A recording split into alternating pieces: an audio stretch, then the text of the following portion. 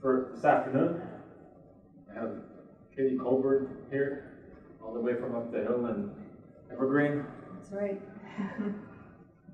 Should be working here, not out all the way in the east in the flatlands. So she's been for some time now at the University of Colorado at the Anschutz campus. She's working in this department that they have on biostatistics and informatics, which is actually a fairly sizable department. A lot of good people there in statistics, biostatistics, and it's great to have you here and share some of your work, and hopefully we'll be able to intensify some of the connections between your people and our people Yes. in the future. So listen carefully and save up a bunch of questions so that we can start a dialogue maybe. Sounds good. Thank you. Okay. Thanks everyone for coming. It's fun to be on this campus. I've mentioned to a few people, but my brother played safety for the Ore Diggers in undergrad, so I've been to this campus many times, but not really for academic purposes. So I'm going to present some research today that was a collaborative project. I was the principal investigator, but really my colleagues have done a lot of work on this. It was a Grand Challenges Explorations grant from the Bill and Melinda Gates Foundation.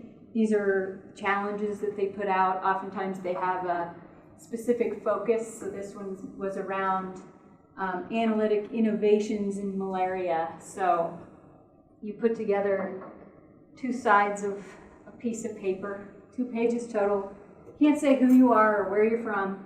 You just put out some crazy idea, and they decide whether they want to give you $100,000 for it.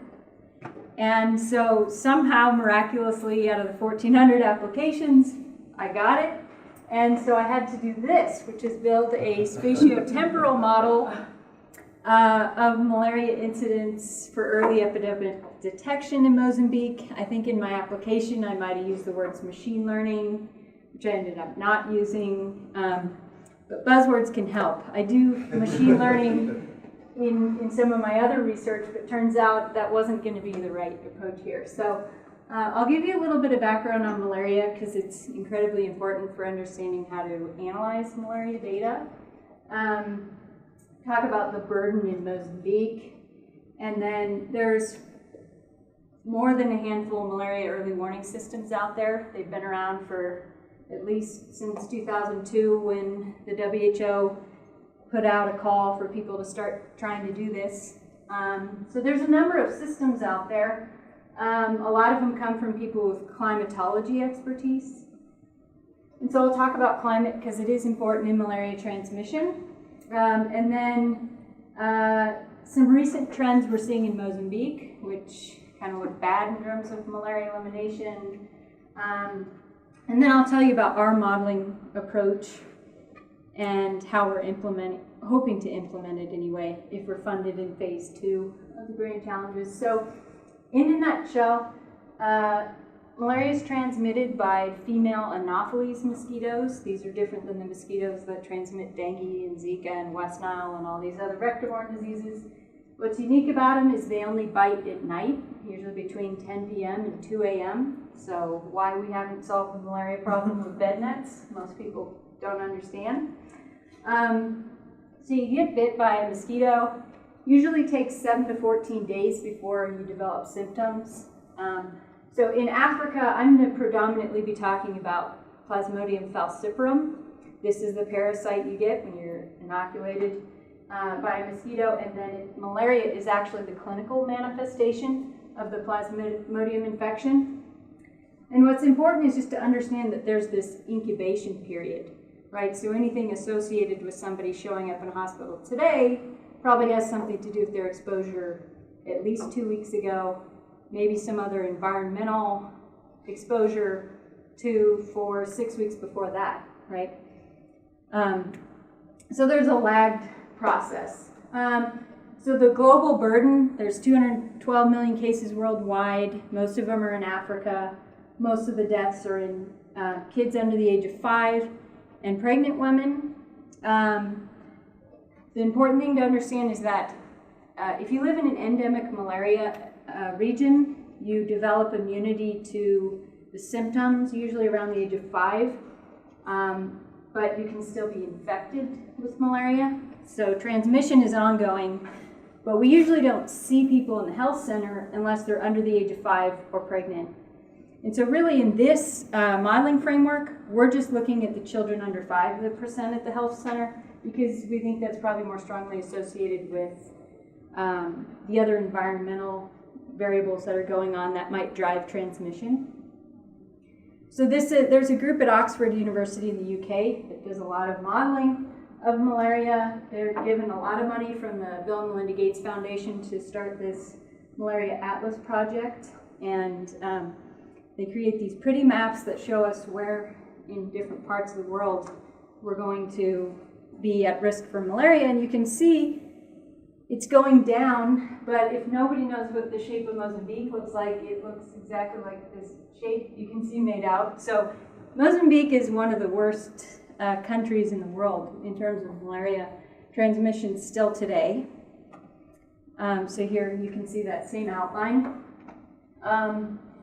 So Mozambique is a very long country. There's 1,400 kilometers of coastline. It spans various different climatic patterns, different ecosystems.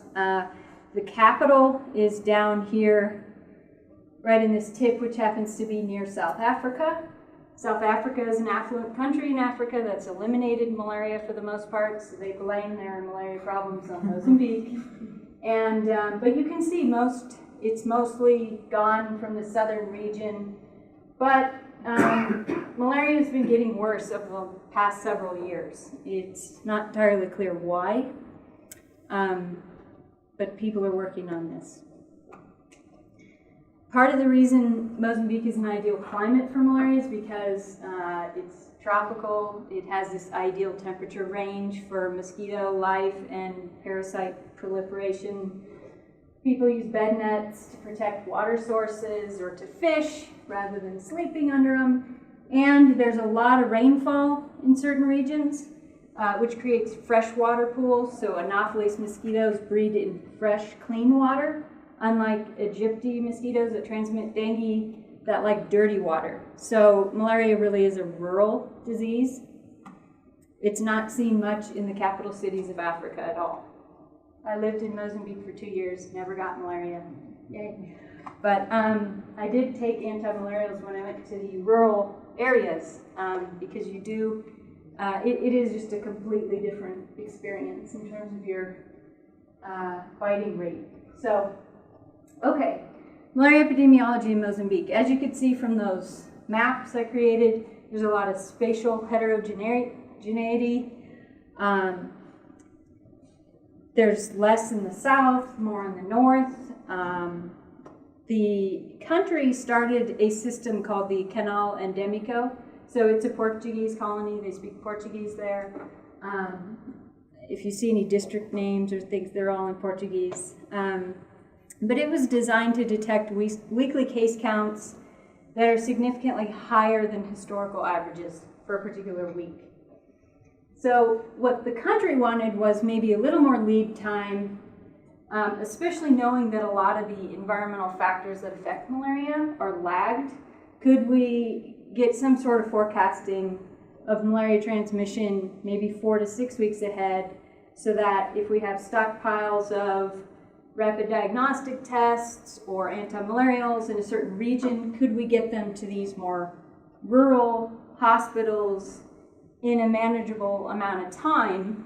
Now, they can't just invent resources that aren't there, but logistics often are a reason why malaria isn't controlled in certain areas. It's not so much about having bed nets, it's that bed nets are in this storage facility over here for who knows why, that could be out in the community. So I think working with the local government to build a statistical model for forecasting would get them, sort of motivate them to better allocate their resources. That's the idea.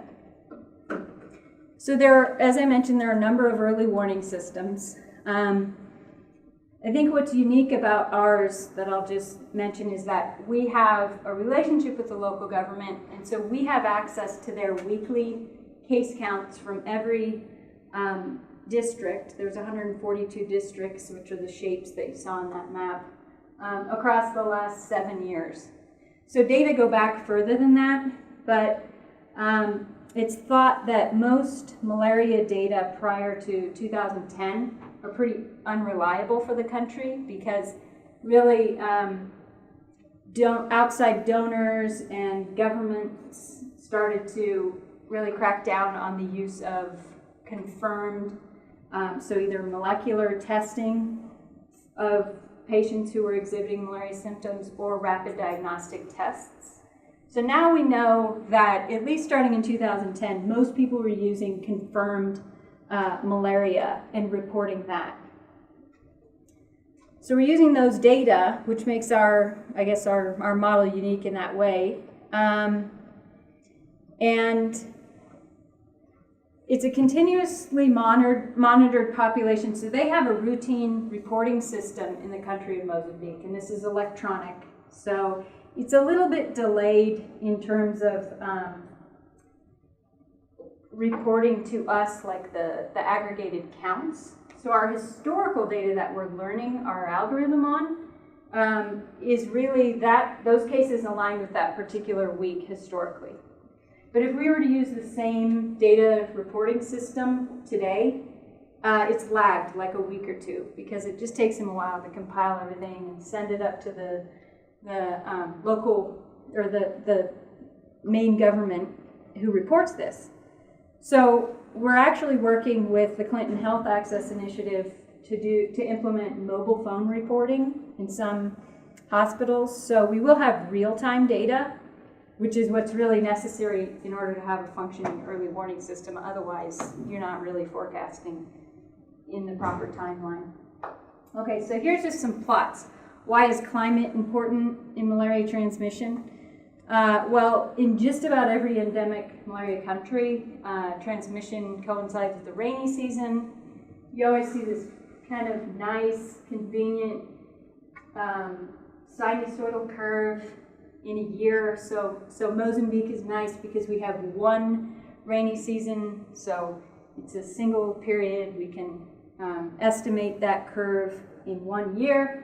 Other countries, it's a little more difficult, like Uganda. I work on a project there. They have 2 rainy seasons. You have like a big peak and then a little peak later. It's a little bit harder to model. So in Mozambique, it's pretty good framework, but you can see, so the transmission curve of cases per 1,000 and under 5 tends to be right around the same time, maybe a little bit of a later season in the south. But what's interesting is rainfall has sort of an interaction effect. So it looks like in the north and in the center, there's a somewhat maybe linear relationship between rainfall and cases per 1,000. These are smooth splines, so it's not quite linear, but I would probably just approximate that. But it definitely looks like in the southern part, maybe there's a quadratic relationship between rain, and we think that there are situations where in areas where there's already existing water sources for mosquitoes to breed, that rainfall can actually cause the larvae to be washed out.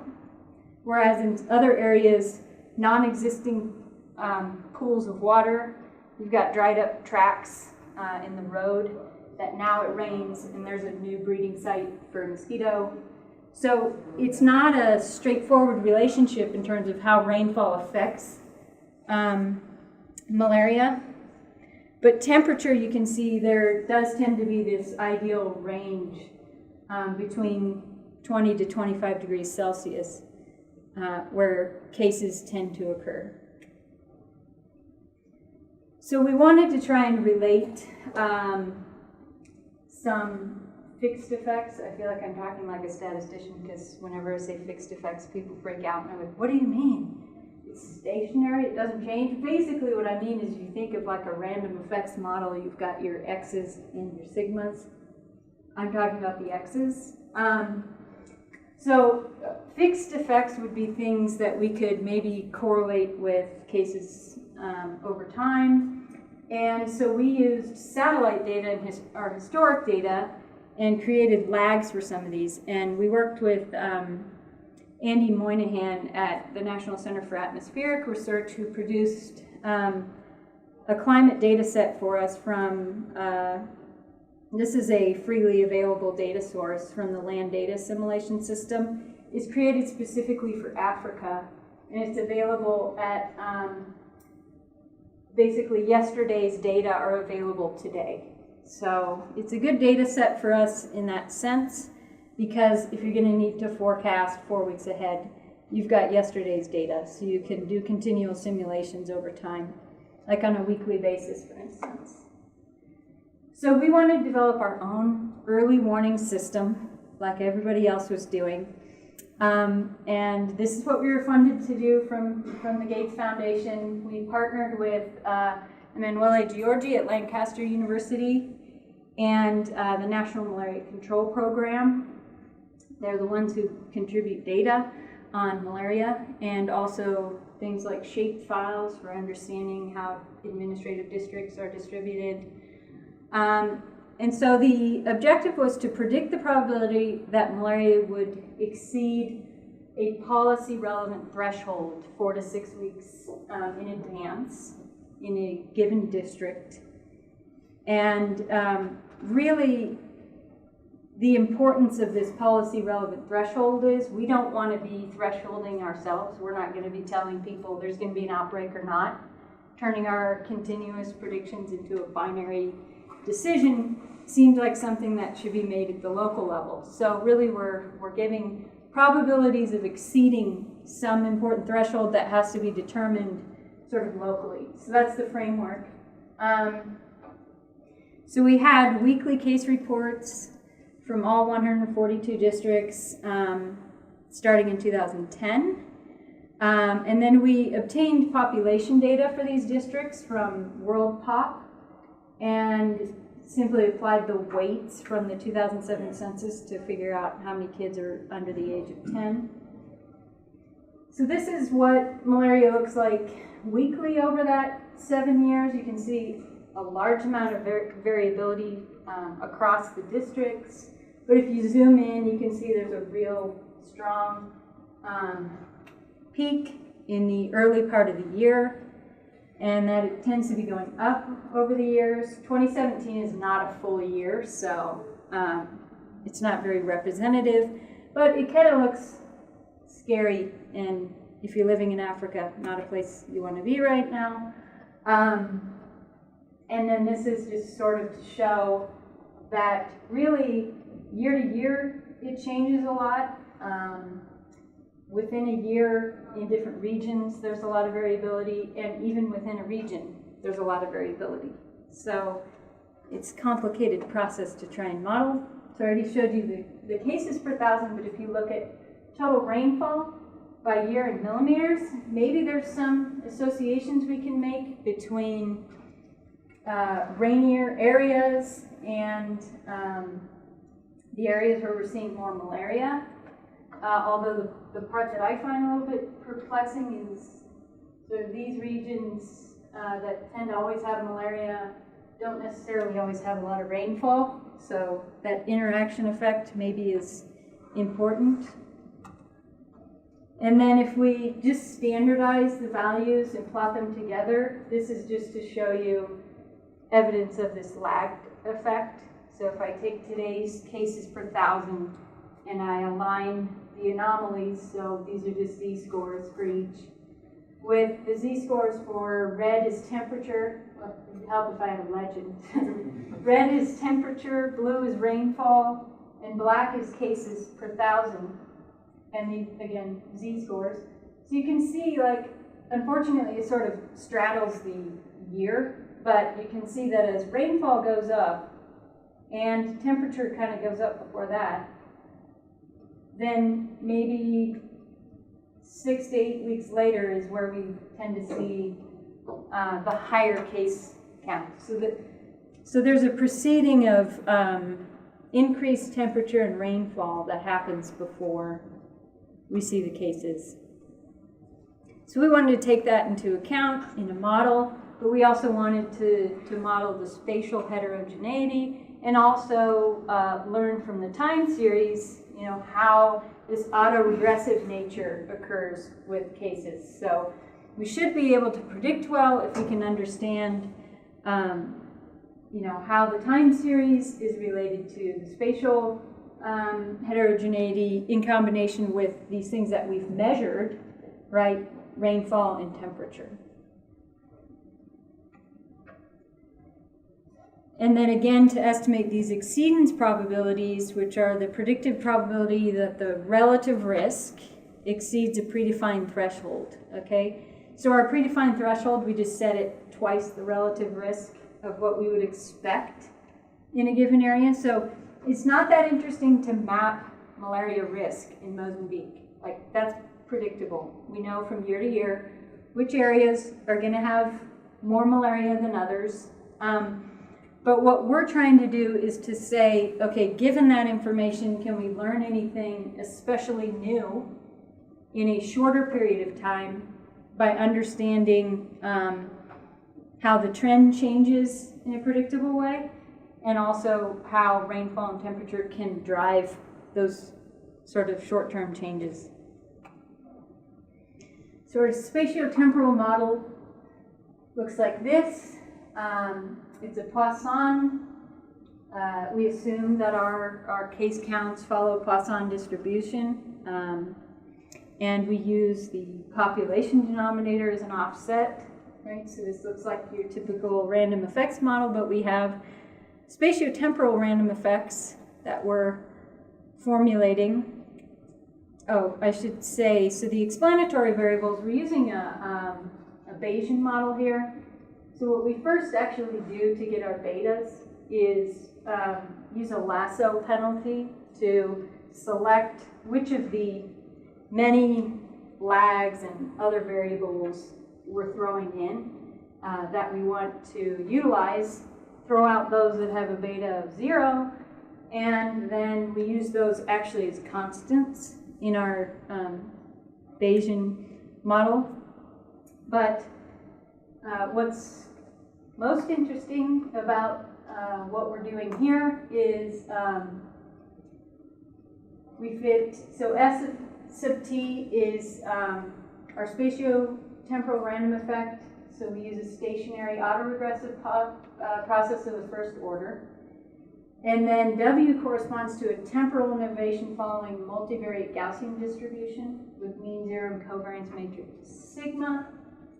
And really this is fairly standard, but what we've done here that's unique is we're taking into account the size of the districts, and the districts can change over time. So those sizes and shapes can change over time.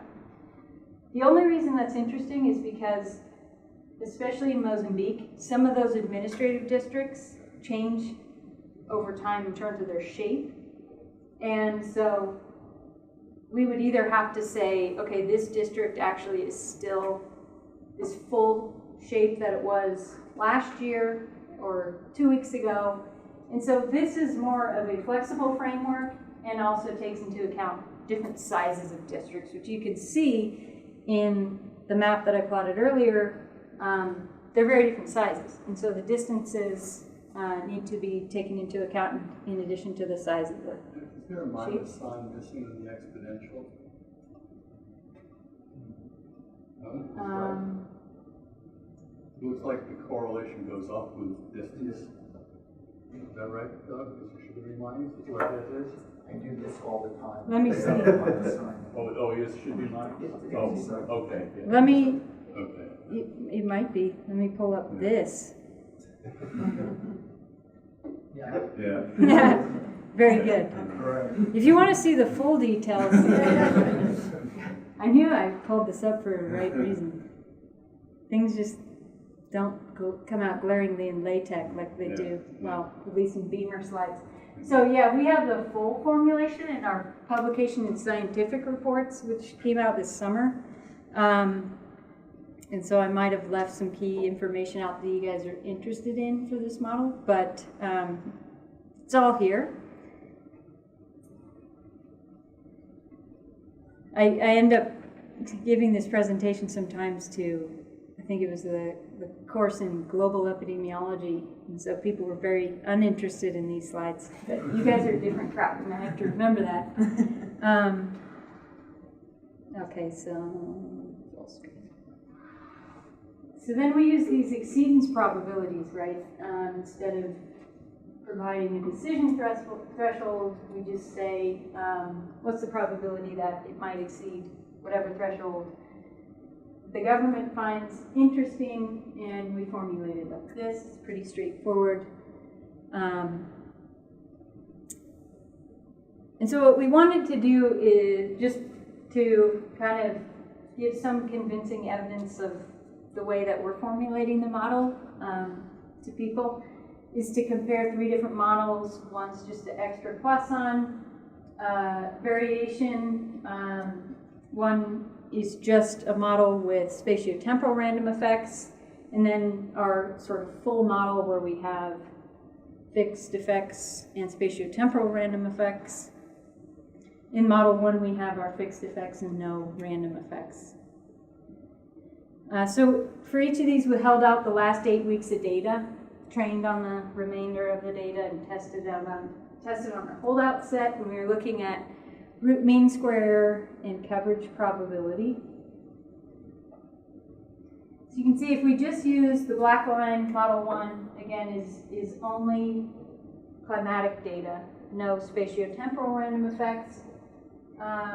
It actually does okay if we're comparing it to our full model further out, and that's because actually rainfall tends to follow the same sinusoidal pattern that malaria does. And so you actually can approximate pretty well malaria through just a cosine transformation of rainfall in a year, right? You can take the period function, divide by 52, put those beta coefficients in your regression model, and you can model it pretty well with fixed effects, right? But it doesn't do very well in the short term.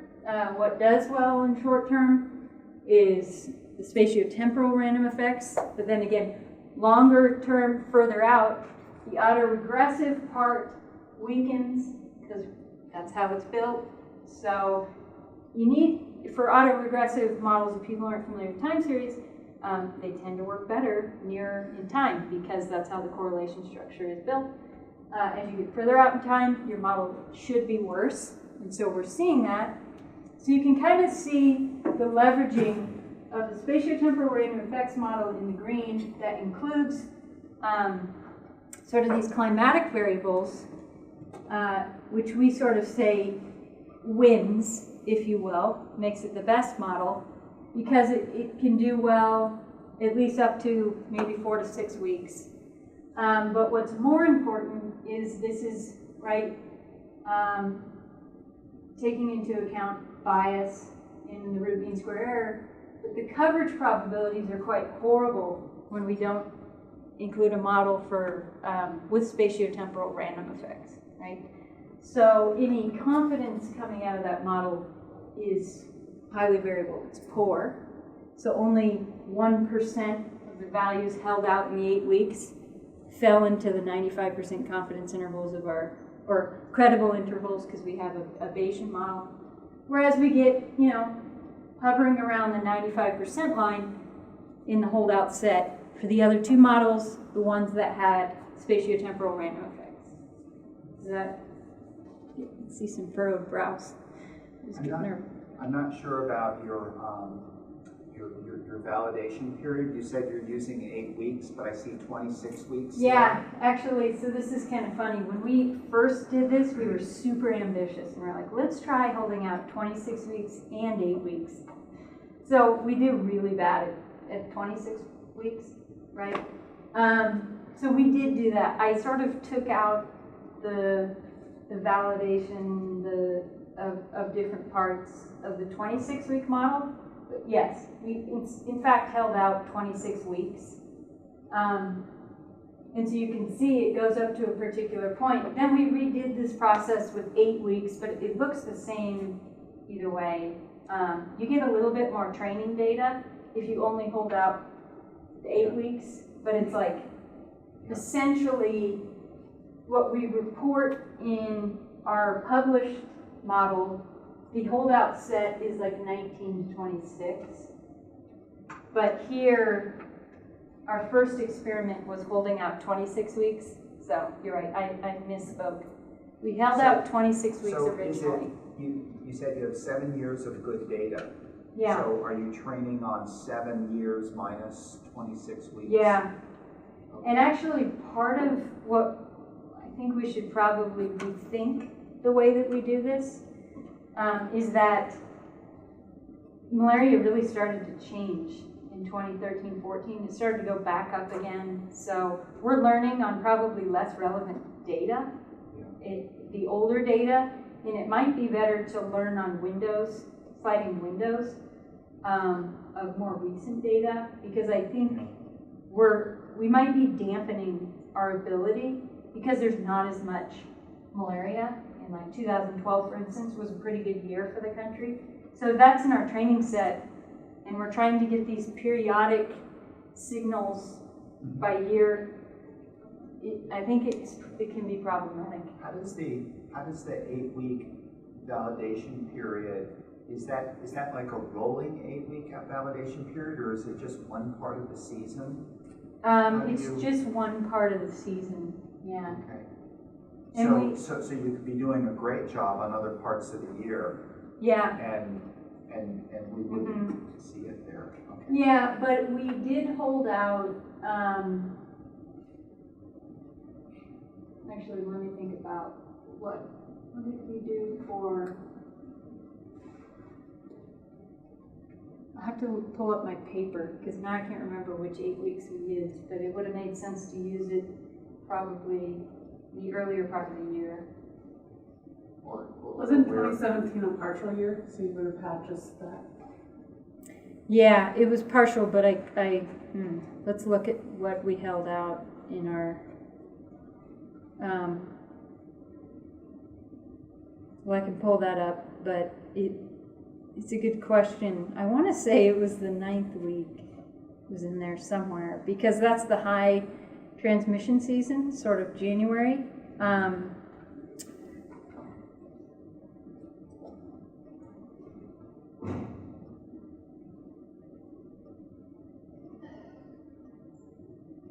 We do present, I believe, 8 weeks and 26 weeks in our paper.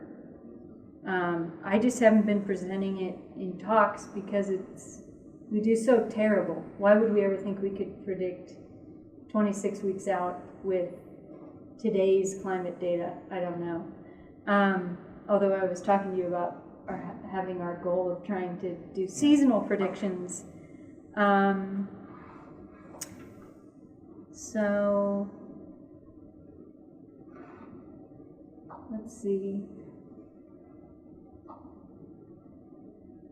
Yeah, it might be hard for me to find because here we're describing the 26 weeks held out. You know, I think the difference is we held out the 26 weeks for this purpose when we went to apply for phase 2 of our grant. We showed the 8-week forecast somewhere in 2017. I think it was the beginning part of 2017. And we sort of found that, you know, that's about as far as we can forecast, so why would we represent the 26-week if we're just not very good at it? But that would be a good test, is to say what part of the year are we best at forecasting. Because actually, who cares if you can forecast the dry season, right? I don't care about forecasting really in the 26th week of the year anyway. It's the low season. So maybe even forecasting over the period, a full period of different years with different weather patterns.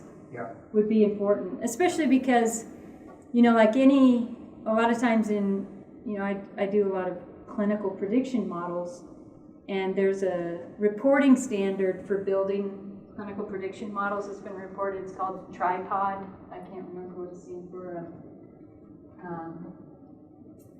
But it's basically gives you a roadmap for how you should do clinical prediction modeling, and they favor temporal split sample validation or geographic split samples. So training on 3 hospitals, leaving out 1, training 2012 to 14, and then holding out 2015. So that's how we tend to think about building prediction models in medicine. But I think one of the disadvantages is where if you take a cross-validation or bootstrapping approach, you get some sort of confidence interval, or you get a range of values for your validation. If you have a single holdout set, you get a single statistic on the performance of each performance characteristic. And so that is one thing. We are predicting each week, you know, and looking how we do each week, but I don't think we're getting the relative performance of how this does in different settings besides our single experiment here.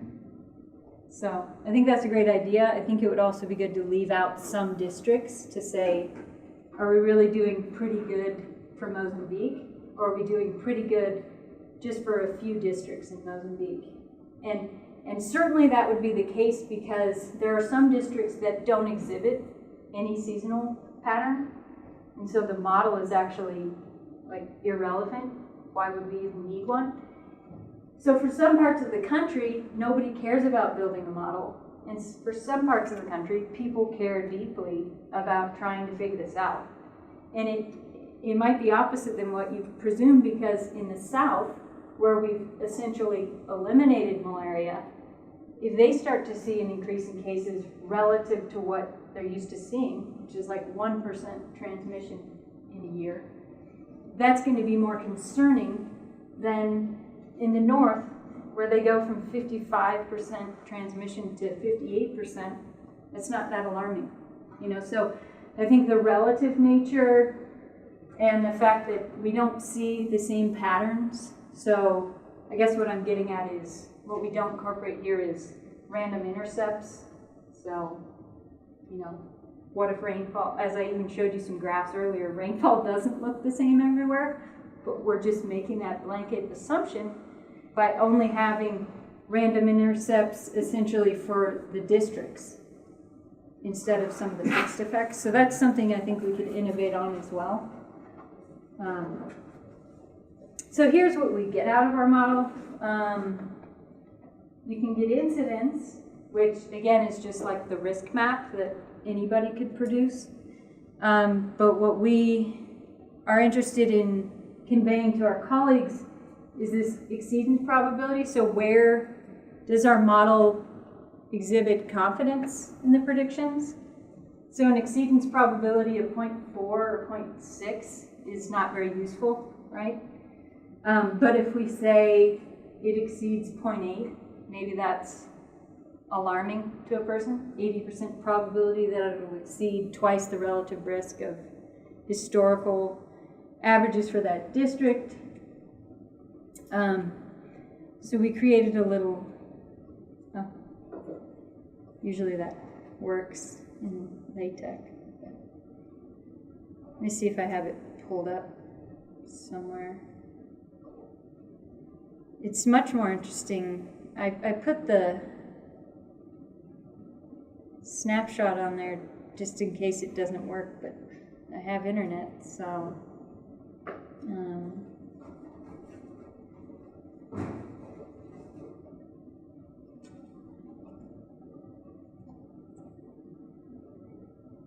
this is just an R Shiny app that we created, so you can do this at home pretty easily. So we have the exceedance probability. So just sort of a prototype of, well, how would this be utilized in practice? We could, you know, click on a district and say, all right, this is a population of 50,000 people. The probability that it's going to exceed, sort of expected values from our model over the next several weeks. You can see that every time somebody does this, as you look further out in time, the probability that it's going to exceed the threshold is going to go down. That's the outer regressive nature of the model. But, there are some where it might not exceed that particular threshold so there's two thresholds essentially, right? There's a threshold you have to decide in terms of saying what's the probability is going to exceed X. And then there's the threshold of at what probability do I care enough to take action. So there's a fair bit of training involved on the end users to say, like, what does this mean? Like, what should I be doing? And so that's what we really want to try and do in phase 2, is to, well, one, improve the model, maybe do some of these other experiments with our model that give us a better idea of its performance at a more local level, because that's where it will be implemented. And also to see if we can actually get people to utilize something like this in practice.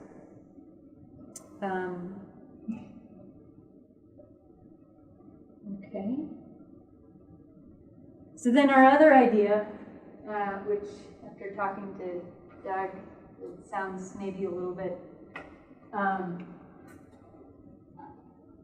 ambitious, is to try and figure out if we can get a better understanding or some sort of forecast of when a season might start, right? So if you look like over many years, you might have, different peaks and troughs and amplitudes and shifts in your transmission. And so what's important to the Ministry of Health is they have to decide when and where they're going to spray houses with insecticide. These insecticides have a half-life that results in basically their efficacy being about 50% within 4 to 6 months of application. And your period, shifting across different months could span a period where either you sprayed too soon, and so you missed the startup of the outbreak, and now you're spraying in an area where malaria has already kind of established itself, or maybe you're spraying too early and the insecticide is waning, and so, this year the period shifted, and now we didn't cover it right with our interventions. And so I think the important thing is you only have so much money for interventions. The interventions are things that wear off over time. Even bed nets, they're impregnated with repellent, but that repellent wears off, and then also the bed nets get holes in them, So actually understanding better seasonal transmission helps them plan their activities. And so what we're trying to do with the immediate early warning system is somewhat helpful to the country, but they do an annual operational planning meeting where they decide a lot of these things ahead of time, like we're going to spray here, we're going to start spraying on this date, we're going to distribute bed nets here, we're going to start that on this date, and so this is an immediate term forecasting system is not as useful as something that could give them a better idea of how to plan further out. I think it's just statistically or mathematically more difficult to try and give them that if we're being realistic. So these are my colleagues on this project. And yes, my spouse is a malaria epidemiologist, and that's how I know so much about mosquitoes and malaria. And again, I, as I mentioned, this was funding by the Bill and Melinda Gates Foundation. So, thanks.